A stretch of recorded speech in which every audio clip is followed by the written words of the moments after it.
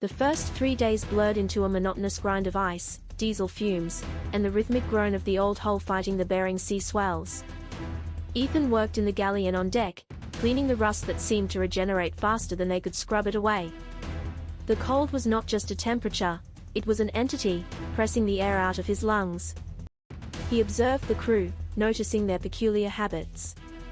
They handled the nets with meticulous care, but their eyes never lingered on the open sea, always focused inward or on the immediate task. It was as if the water itself held a contagion they were desperate to avoid. Captain Volkov remained a silent sentinel on the bridge, his presence heavy, guiding them far past the usual fishing grounds. The deeper they plunged into the Aleutian trench, the less the sun seemed willing to pierce the perpetual cloud cover. Gavin, however, remained unnervingly bright. He spent hours poring over maps in the cramped navigation room, tracing lines over areas marked with old, fading warnings. "Soon, Ethan, soon," he whispered one evening while checking the heavy steel drums of reserve fuel. "We are reaching the edge of the known deep. Volkov calls it the quiet abyss. Others call it the forgotten shelf. The fish down there haven't seen a hook in 100 years." Ethan felt a chill that had nothing to do with the wind. The silence of the crew, combined with Gavin's aggressive hunger, created a palpable sense that they were hunting something that perhaps did not want to be found. On the 7th night, the engines throttled down, and the Obsidian Reaper settled into an uncanny stillness. The sea was black and flat, reflecting the pale, distant stars like shattered glass. Volkov appeared on deck, standing beside the massive winch, supervising the lowering of the heavy trawl net. His movements were slow, almost ritualistic. Ethan felt the change in the air, not colder, but heavier, denser, as if the ship were resting on a floor of solidified sound. Hours later, the order came to haul. The strain on the winches was immense, far greater than any normal deep-sea haul should be. The wires screamed against the pulleys. The crew worked faster, their silence broken only by ragged breaths. When the net finally broke the surface, it was a bulging, shimmering black sack. The catch was indeed phenomenal, thousands of pounds of massive, deep-dwelling cod and unusual, translucent creatures Ethan couldn't identify. But mixed in with the biomass was something else. As the crew dumped the catch onto the sorting table, a dull thud echoed. Ethan stopped short. Embedded amongst the slippery, gasping fish were fragments of what looked like smooth, black volcanic rock, obsidian, exactly the color of the ship's name. But these pieces were too uniformly smooth, too unnaturally cold, and they bore faint, swirling markings that looked less like natural erosion and more like purposeful carving. They gave off a strange, metallic scent, sharp and subtly acidic. Before Ethan could examine one closely, a crewman quickly shoveled them into a separate metal container near the stern, carefully avoiding looking at the contents. Gavin merely grinned, his face catching the harsh deck lights, illuminating a terrifying avarice. "See? Told you. Treasure from the deep." Ethan could not shake the image of the carved stones. The speed and silence with which the crew disposed of them suggested this was a routine, albeit a terrifying one. Later, while cleaning the sorting table, he found a sliver of the black material stuck to the deck. It radiated an intense cold, and when he held it up, the subtle patterns seemed to shift under the weak light. He felt a profound sense of pressure, an invisible weight pressing against his eardrums, a feeling that intensified the longer he held the shard. He found Volkov on the bridge, staring out at the oily, calm water. "Captain," Ethan began, holding up the fragment, "what are these rocks?" "They aren't local geology." Volkov slowly turned. His eyes, usually deadened by fatigue, now held a sharp, icy focus. He didn't look at the stone, he looked only at Ethan. "They are residue, Vance. Scraps. From what the light cannot touch." Volkov stepped closer, his voice dropping to a low growl that barely cut through the sound of the idling engine. "This deep, the world remembers things it shouldn't. The cold here, it isn't just physical. It strips away the insulating layers of belief and hope. We take the fish, but we must leave *** behind. The moment you desire those scraps, the moment you think they hold salvation or answers, the abyssal cold enters you. Keep your guilt locked down. Keep the work simple. And for God's sake, keep the lamps burning low but constant. If the ship goes dark, we won't just lose the catch, we lose everything that keeps us human. Volkov dismissed him with a curt gesture, leaving Ethan standing alone, the piece of strange, carved obsidian freezing his palm, understanding that his journey into isolation had indeed opened a terrifying gate. The tension didn't break, it merely dispersed, clinging to the metallic smell of the corridor like oil residue. Ethan watched Silas glide back into the shadow of the engine room, and Gavin stomp up the ladder toward the bridge, the weight of their conflicting doctrines leaving him physically heavier. He finished the coffee, the bitterness a poor match for the cold knot of dread tightening in his stomach. He wasn't sure which ideology was more terrifying, the promise of cosmic annihilation or the certainty of human self-destruction.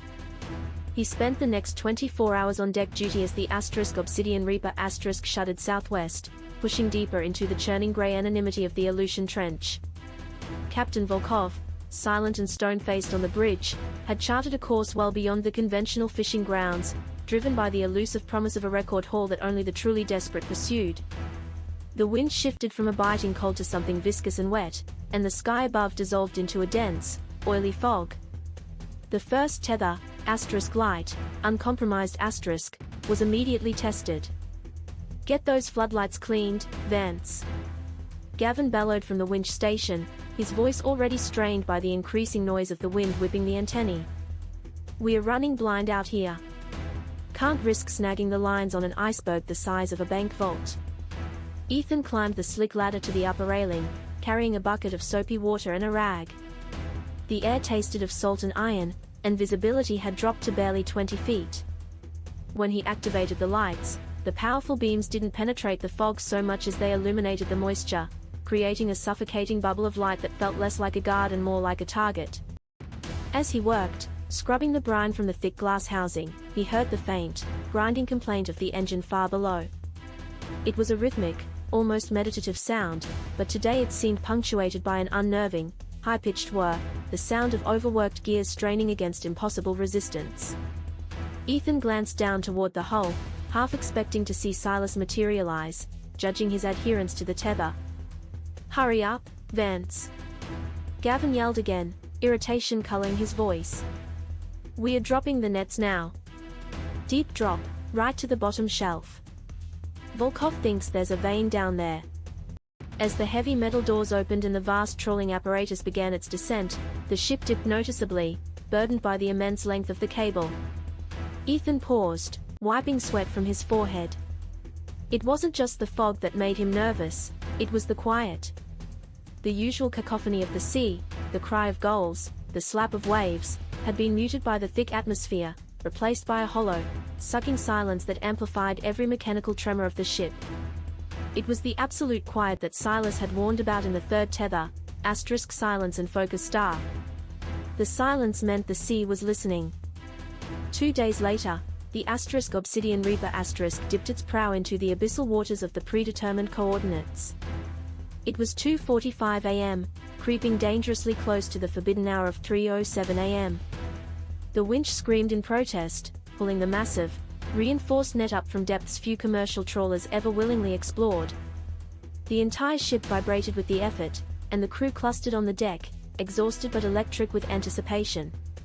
This was the moment of truth, the moment that justified the peril and the cold. "Looks heavy," a young deckhand muttered, his breath clouding in the freezing air. "Too heavy, maybe." Gavin Rourke, sweat plastering his dark hair to his temples, ignored the comment. He monitored the drag ratio readout, his face a mask of fierce concentration. "Almost there. Steady, steady." When the net finally breached the water and swung onto the deck, the usual mess of tangled fish and crushed invertebrates was present, but something was wrong. The catch was unnaturally sparse, yet the sheer weight was undeniable. And then there was the color. Slick, iridescent, and disturbingly still, the object lay partially buried under a mound of shale and dead rockfish. It wasn't a fish, nor was it coral. It was a massive, segmented structure, vaguely architectural in shape, covered in a sheen of petroleum-like slime that reflected the ship's floodlights with a vivid, pulsing violet light. It was smooth, unnervingly symmetrical, and far too perfect to be organic.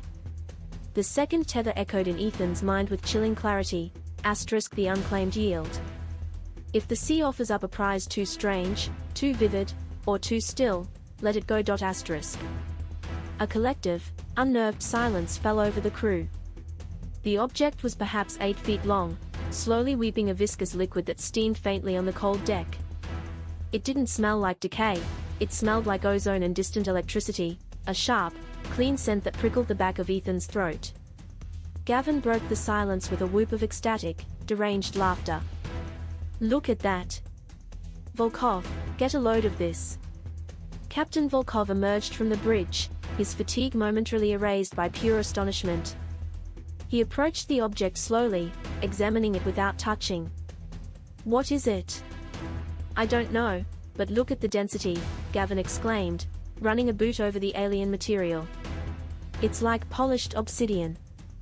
If this is just a fragment, imagine the rest of it. This is deep-sea geological gold, Captain.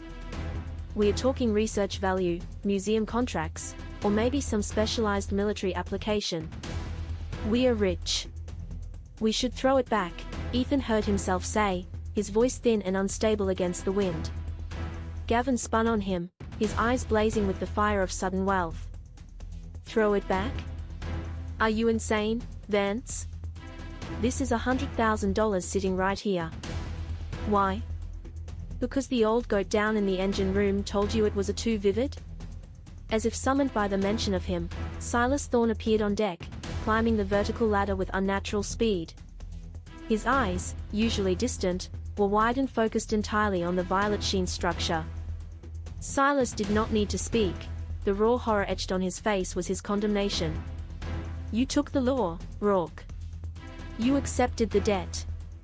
"I took a paycheck, Thorne," Gavin roared back, grabbing a metal pry bar. "And I'm going to secure this yield before you start reciting ancient hymns."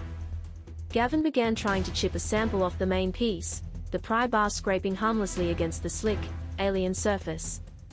The metallic sound echoed too sharply in the night. Ethan felt a sudden, profound chill. He remembered Silas's warning, * what is unnaturally bright down here carries a terrible debt. * The object was not merely strange, it felt hungry. The atmosphere did not just change, it inverted. As Gavin struggled to break off a sample, the ship's floodlights sputtered, momentarily plunging the deck into near-total darkness before flashing back to life.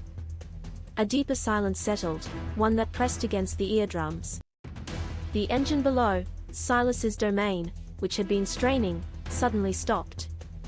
The entire vessel went dead quiet, save for the rhythmic sloshing of the waves against the hull. "Engine room. What the hell was that?" Captain Volkov shouted into the radio panel near the bridge door. Only static answered him. Gavin looked up, bewildered by the sudden power failure. "Just the weather, Captain. The cold probably fouled the fuel lines." But Ethan knew that was wrong. He looked at the ship's internal clock displayed near the winch controls. The red digital numbers flickered, then stabilized. 3:06 a.m. He felt the prickle of awareness travel up his spine. Silas's fourth tether, * there is an hour when the veil thins, and the currents cross, 3:07 a.m. *. A low hum started, vibrating not through the deck, but through the air itself, originating from the strange violet object. It was a subsonic resonance that bypassed hearing and went straight to the center of the chest, mimicking a failing heartbeat. "It's just the ship settling," Gavin said, but his voice lacked conviction now. He dropped the pry bar. At 3:07 a.m., precisely, the humming stopped. In its place came the whisper. It was not loud, but it was omnipresent, sounding as if the fog itself was speaking. It was a fluid, complex rhythm, not in any known language, yet somehow every man on deck understood its essential meaning. * We see you. We welcome the offering. *. The ship began to list sharply to starboard. Volkov grabbed the railing, his face pale with sudden, genuine terror. "We are taking on water. Hard list. Get the pumps running. Silas, standing near the mast, pointed a shaking finger at the violet prize lying on the deck. The integrity of the vessel, Captain. The sixth tether is breached. That thing is pulling the sea into us. It wants access. The hull groaned, a long, hideous sound of stressed metal ripping open. The sudden intake of water was immediate and catastrophic. The deckhands scrambled, grabbing life vests, the initial instinct of panic overcoming years of practiced discipline.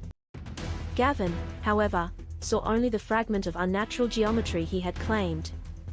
He lunged back toward the strange object, desperate to secure his prize. "Help me cover this thing. We can't let it wash overboard."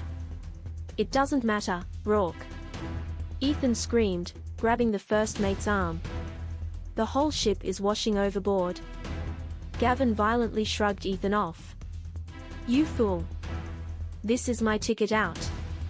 I won't lose it." As Gavin wrestled with the inert, dripping segment, the deck lights went out for good, replaced by the eerie, pulsing violet illumination emanating from the object itself. The light was beautiful, seductive, and ruinous. Through the mist and the growing chaos, Ethan saw Captain Volkov staggering toward the bridge, desperately trying to raise a distress signal in the dead silence.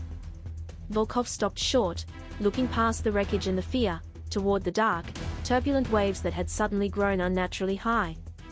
"It's not the water," Volkov whispered, his voice catching in his throat. "It's the shape of the water." The waves had become too high, too geometrically impossible for a normal storm. They rose like colossal, dark obsidian walls, surrounding the listing trawler. In the heart of the largest wave, directly ahead of the Obsidian Reaper a void appeared, a patch of absolute, light-devouring blackness, impossibly deep.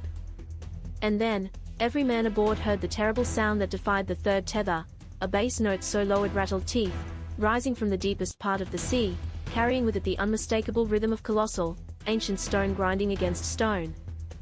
Silas Thorne dropped to his knees, burying his face in his hands, reciting a prayer in a language Ethan did not recognize.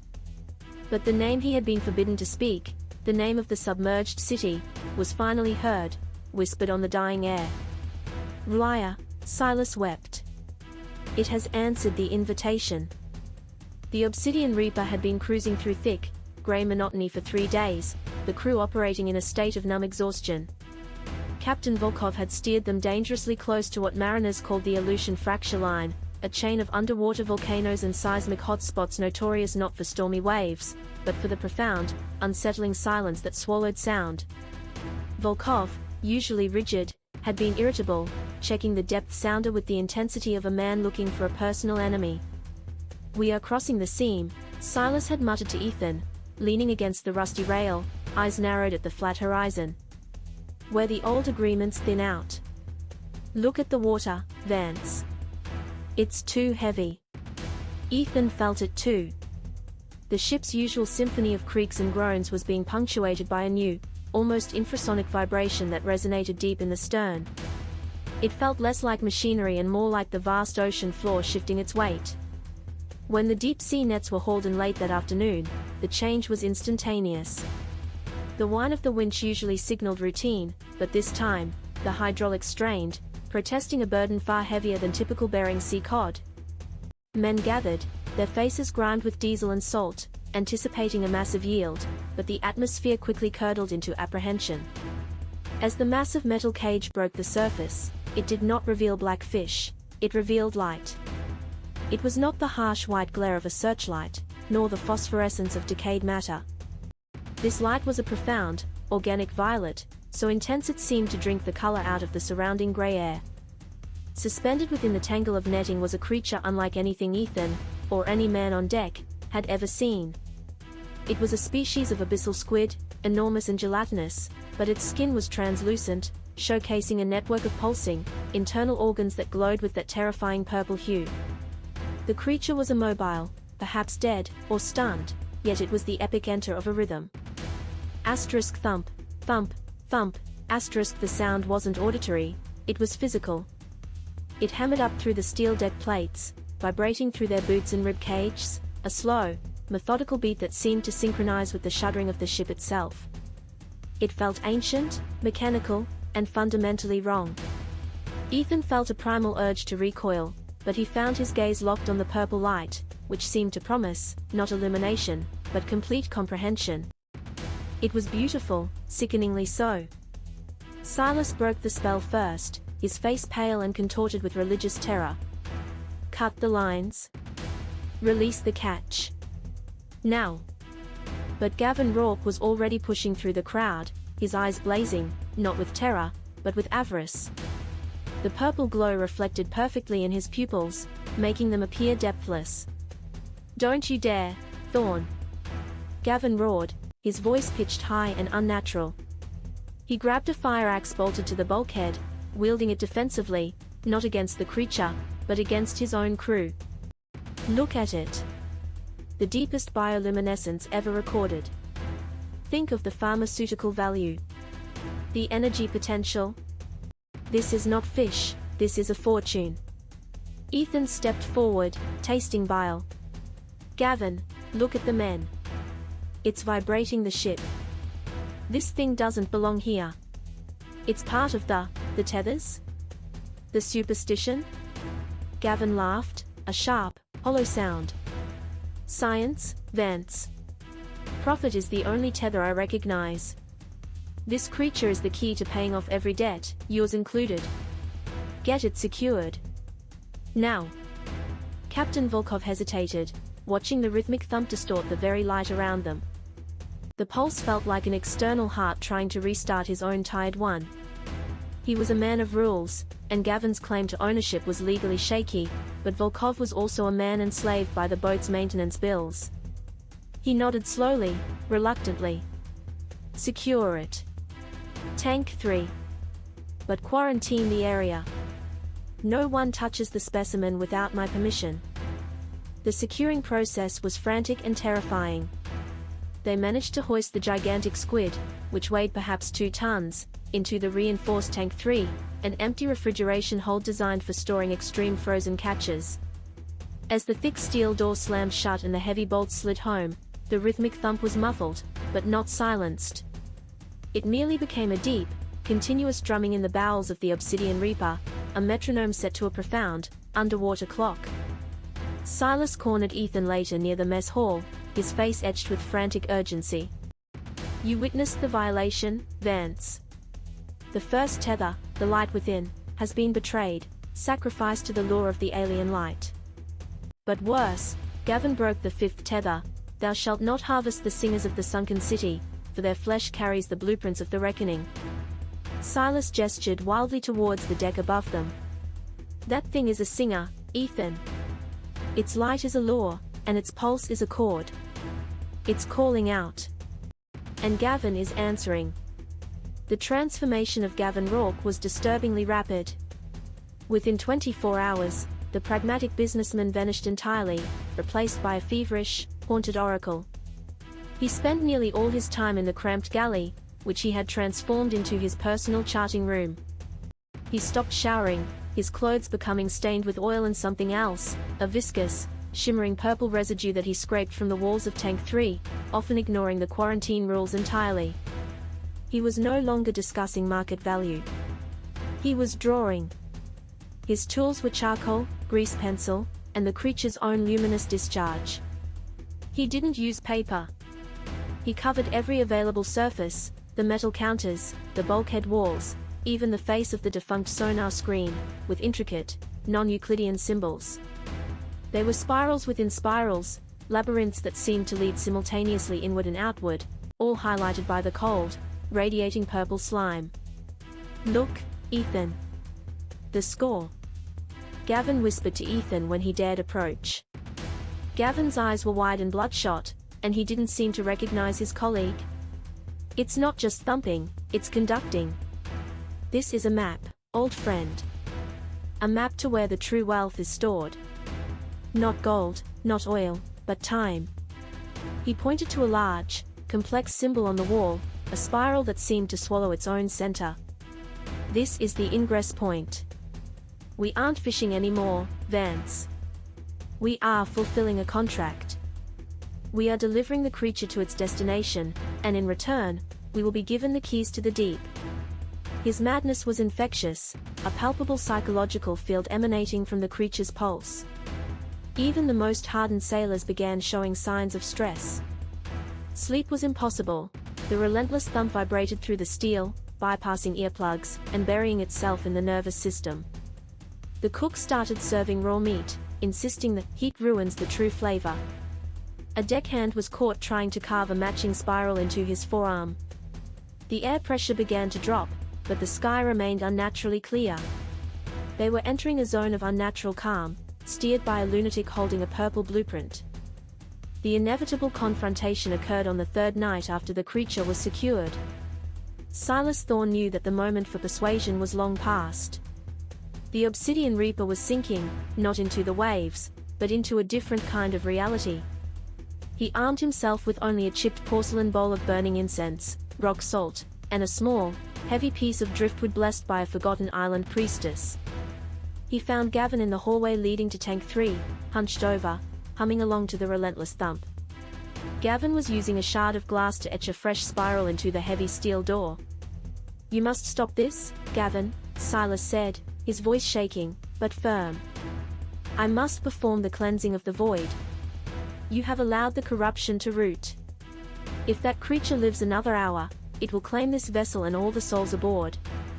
Gavin looked up slowly, the purple reflection in his eyes burning with true malevolence.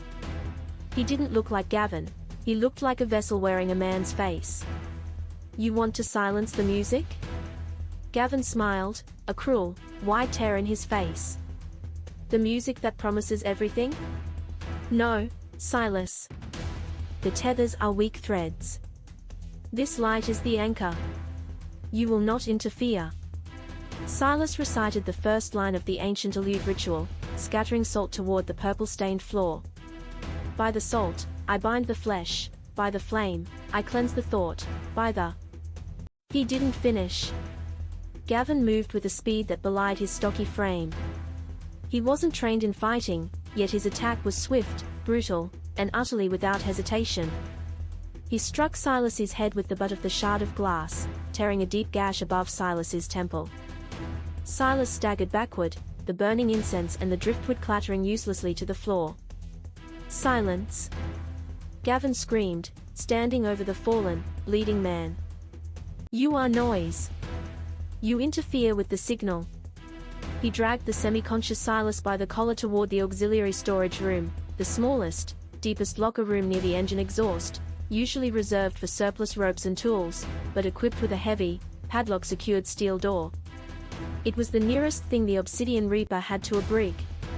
Ethan, alerted by the crash and the screams, rushed down the corridor just in time to see Gavin slam the door and throw his substantial weight against it, sliding the heavy steel bolt home. "Gavin! What the hell are you doing?" Ethan yelled. Gavin turned, his face streaked with sweat and Silas's blood, completely lucid in his insanity. "I am ensuring the integrity of the contract, Vance. The noisy ones must be contained. The creature needs silence to transmit the full score. We are sailing toward the reckoning, and no old man's prayers will stop us." With a chilling finality, Gavin produced a massive padlock and snapped it onto the storage room door, effectively sealing Silas Thorne in darkness, injured, and entirely dependent on the sanity of the man who had just violently betrayed the single rule that held the sea and the living world apart. The purple light from the tank throbbed, and the ship's internal drumming intensified, a deep, triumphant thump-thump-thump celebrating the first sacrifice.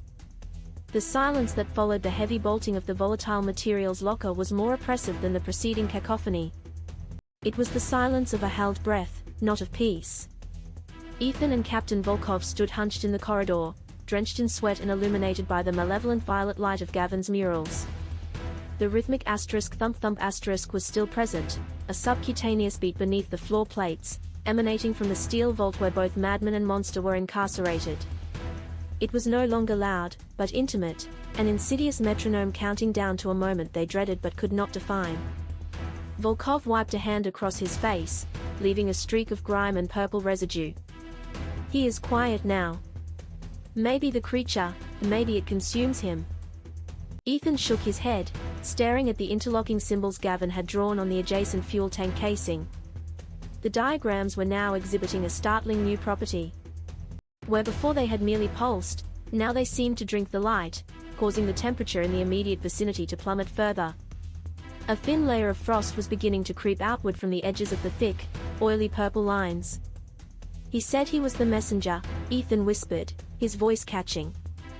"He isn't fighting it, Captain. He's collaborating. That pulse is not a struggle, it's an alignment."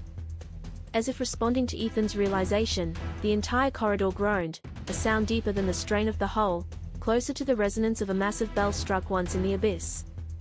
Outside the Obsidian Reaper the wall of fog seemed to press in harder, turning the windows of the lower decks into opaque, silver-gray plates.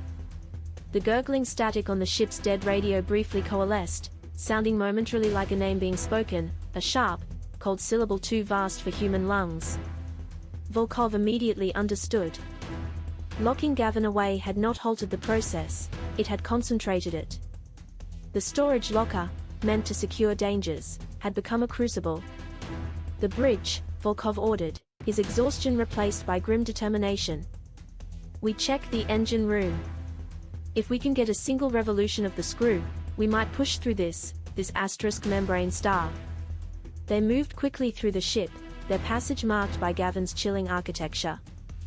Every angle seemed wrong, every shadow too long.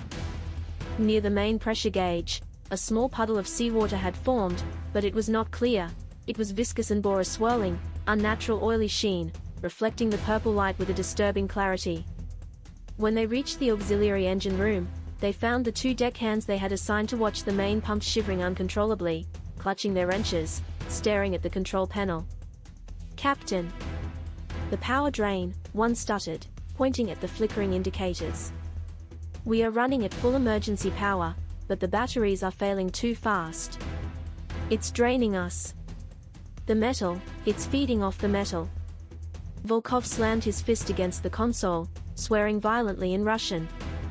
He looked past the indicators, toward the deep recesses of the engine bay where the main structural supports met the keel. There, the pulsating purple symbols were at their largest and most intricate. As they watched, one of the thick lines of ichor began to crackle with an internal, silent discharge, like distant lightning captured within the oil. The low thumping from below deck suddenly ceased entirely. The resulting silence was absolute, a vacuum into which all sound and feeling were violently pulled.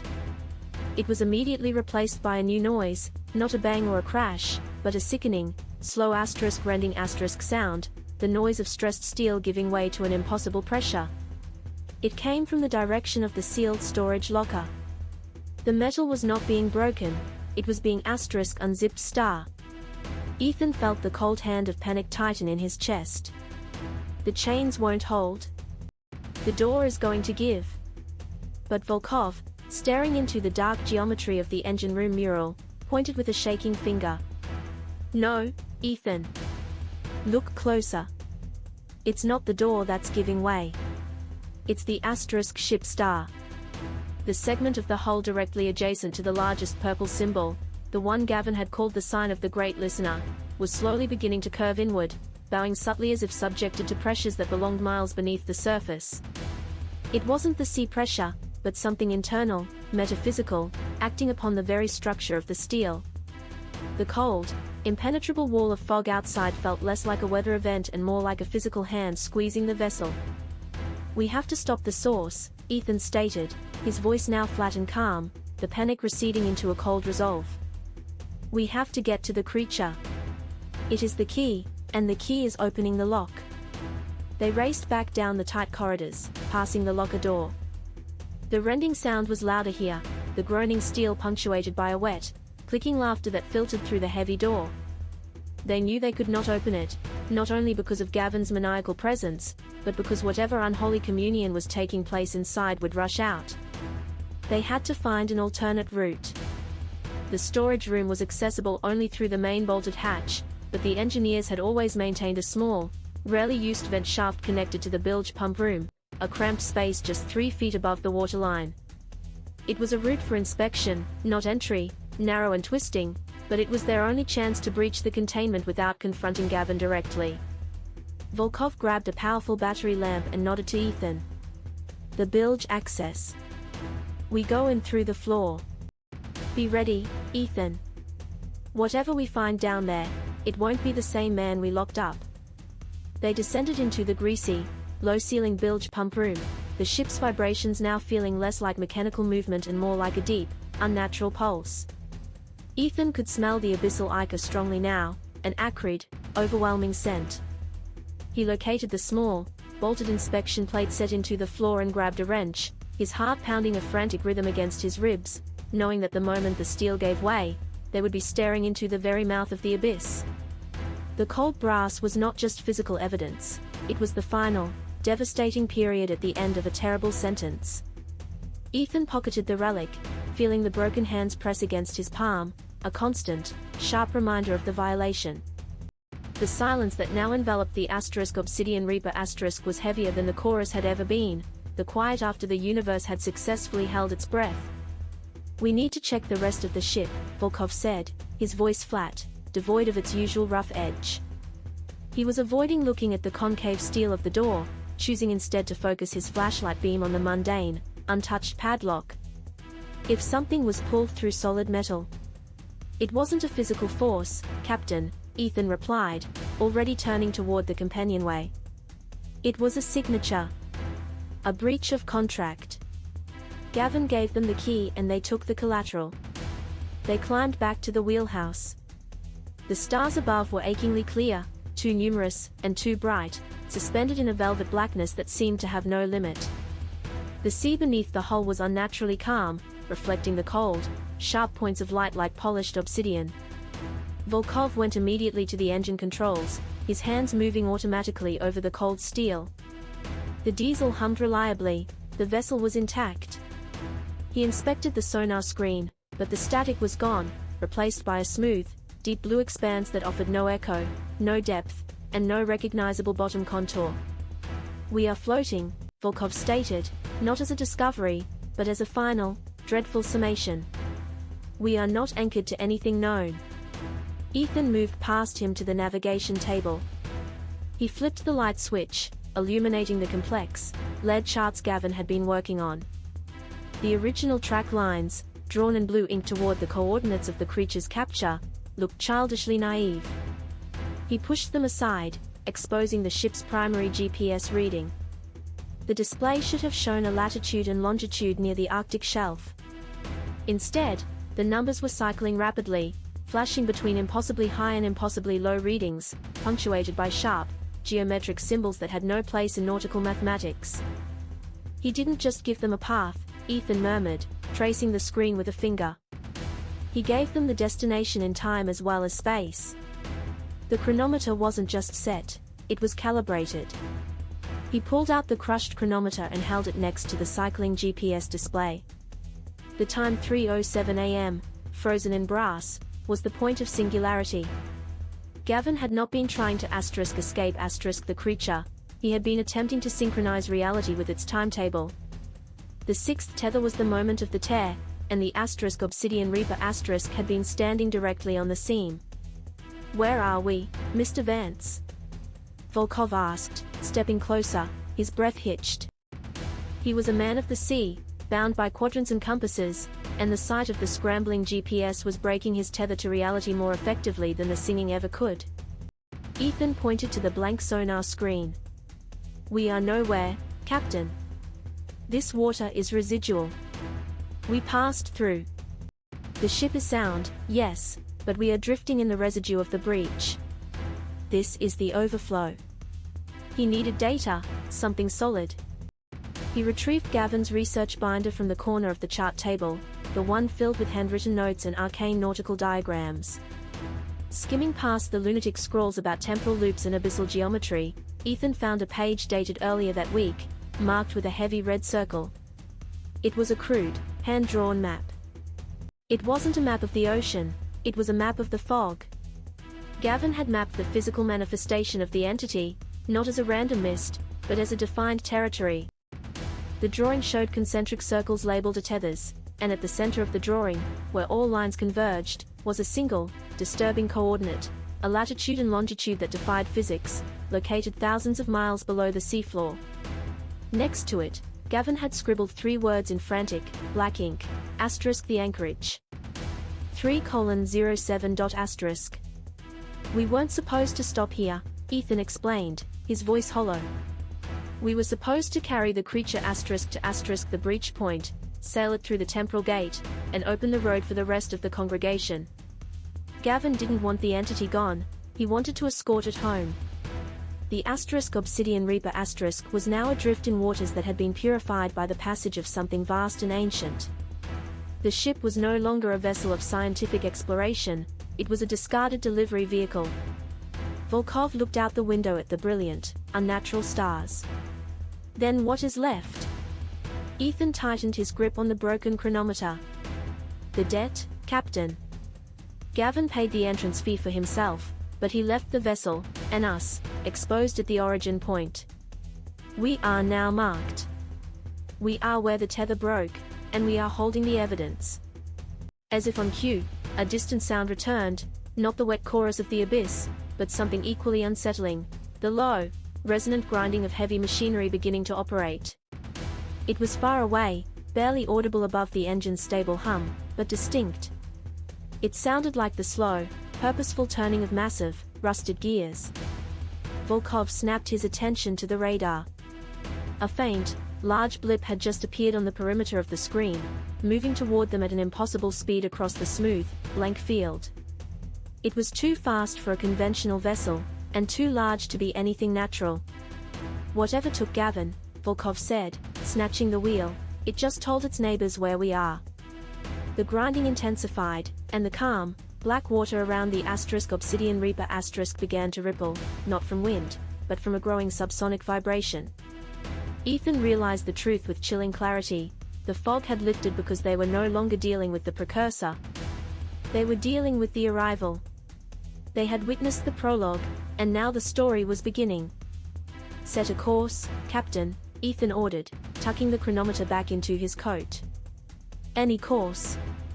Just get us out of these coordinates. Volkov wrestled the heavy helm, trying to push the * Reaper * away from the approaching signal. The ship responded sluggishly, as if sailing through liquid metal. As they began to move, Ethan noticed a final, dreadful detail on the navigation.